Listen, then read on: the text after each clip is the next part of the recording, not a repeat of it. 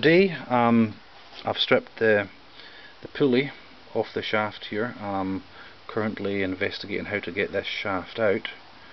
I think this pulleys are keyed on, and they seem, there is a bit of movement in the, it's hard to show you with just one hand, but there is a bit of movement in it.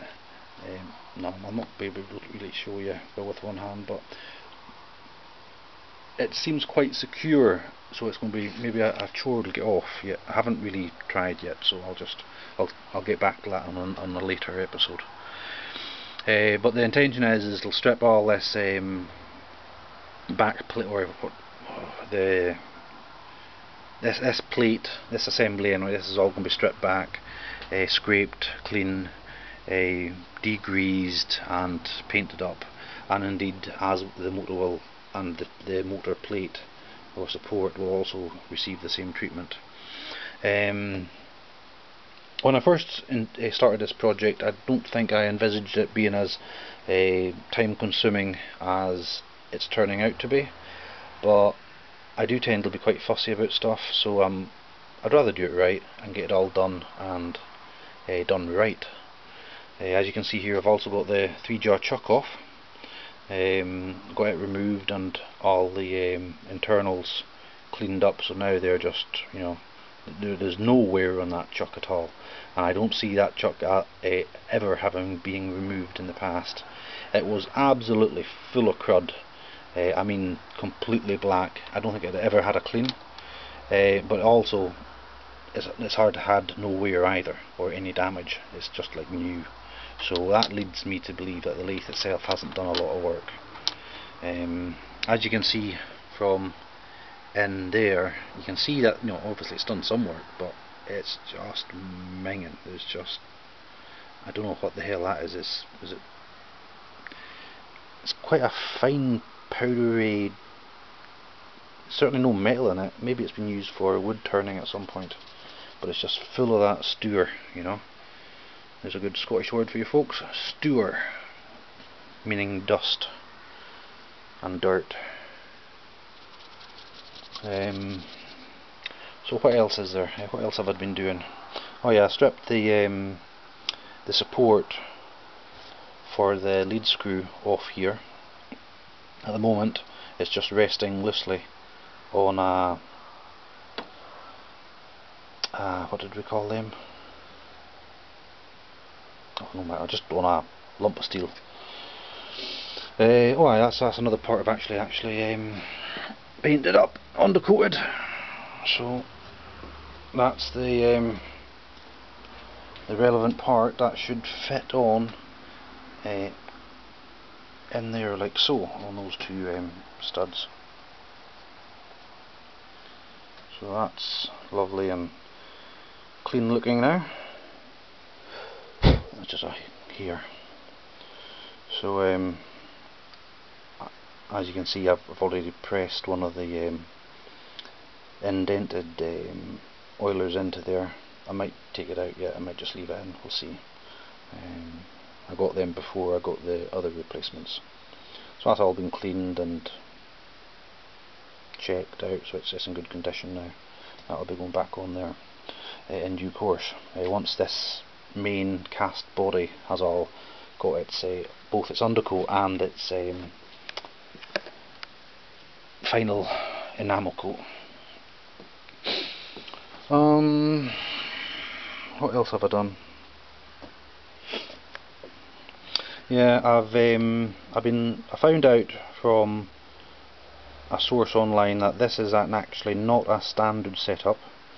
As you can see here, the pin just pulls out.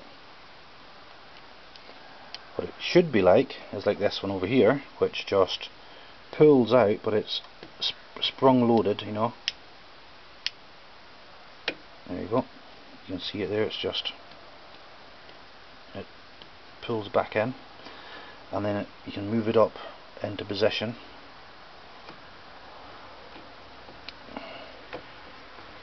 There we go, and it just clicks into place, holding it very securely and without any issues that I could see there at all.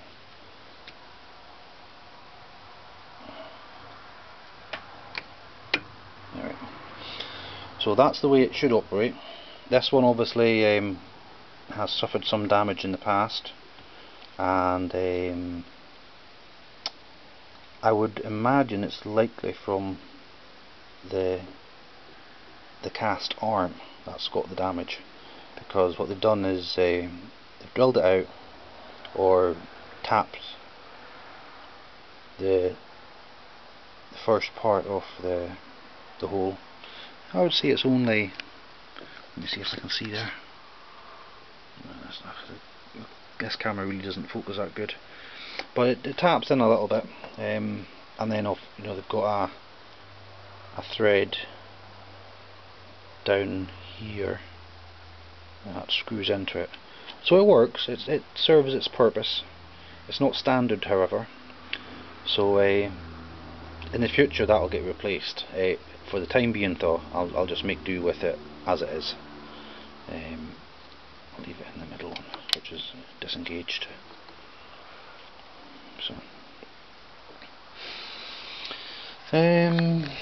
So yeah, I think that's about all I have to say for the moment. Things are progressing slowly. Parts, when I get tired of scraping paint, I start painting instead. So that's how I spend my afternoons.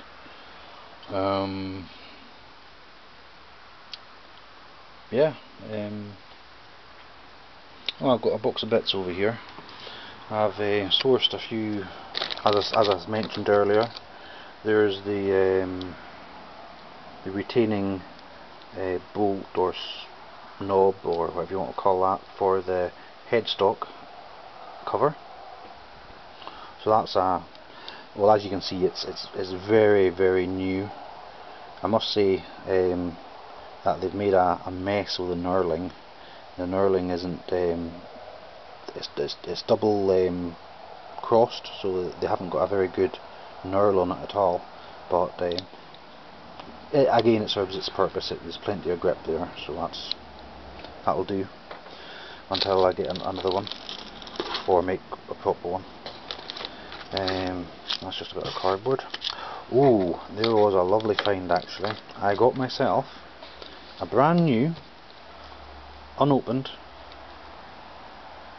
thread dial indicator assembly,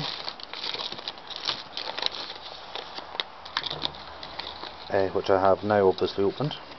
It was bought before Myford's closed, I believe, and just never used. So here we have one immaculate thread dial assembly. Oops, no, just a bolt. And some fibre washers on it for adjustment purposes, I'm led to believe anyway. So as you can see there, the brass gear on the bottom has absolutely no wear. Just a cast body. It's not turned or machined in any way apart from the hole up at the top, although there's probably been a bit of machining up through the centre of the thing. And then this, I think it's an alloy face or dial with a oil nipple in the centre. So I'll need to remember to put some oil in that before I start using it. One thing that you can note is, if you notice here, the gears, they don't cut just straight across. They are at a sort of slight inclination, which would then obviously fit in with the incline or the lead screw thread. Not the incline, but I don't know what the correct term is. It just fits in sort of like so. So that will get fitted in due course. There we go.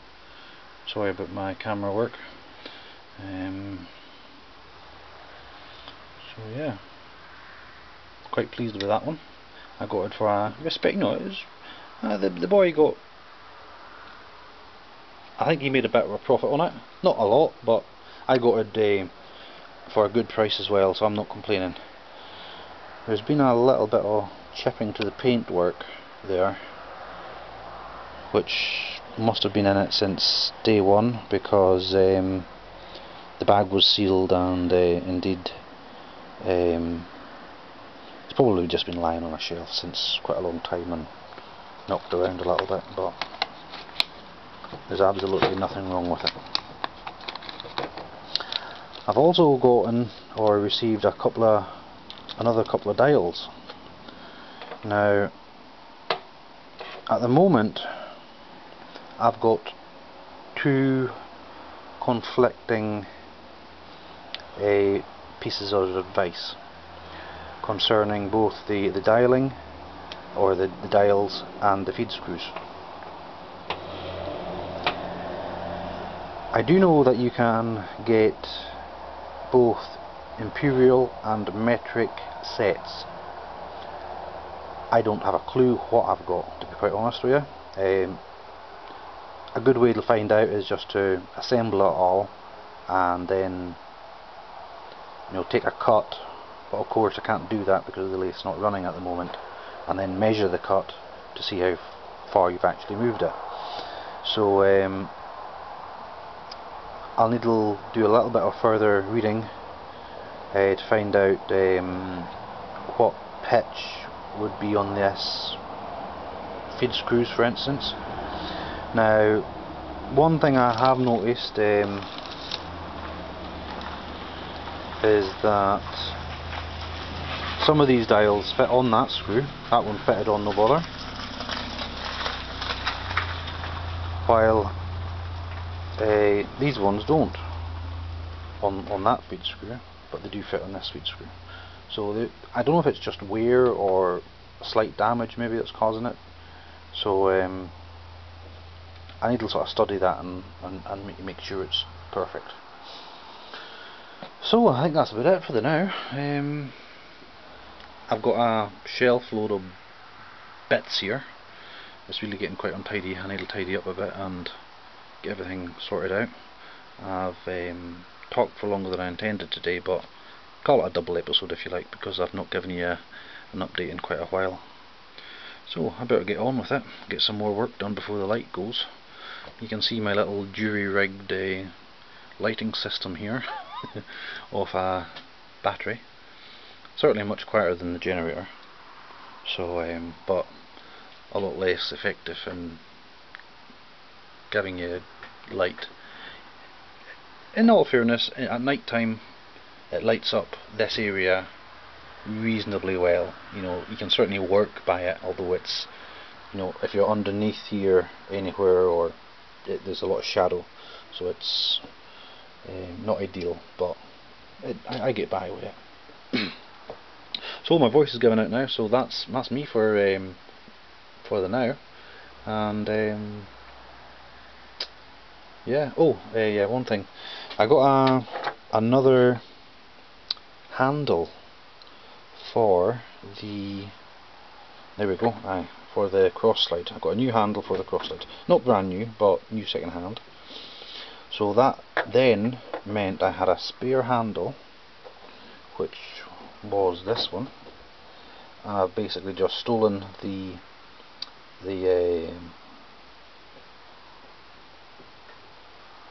don't want to use the word handle again, but I've stolen the finger grip, you know, this part here, for use on the tailstock handle, because if you remember, one of these was missing originally when I first purchased the lathe, so that's now got both handles, which means that you know, you can operate in that sort of type of fashion, which gives you a much better feel, you know, and much better control than just using it by hand like that. So yeah, this camera is just using up more and more time every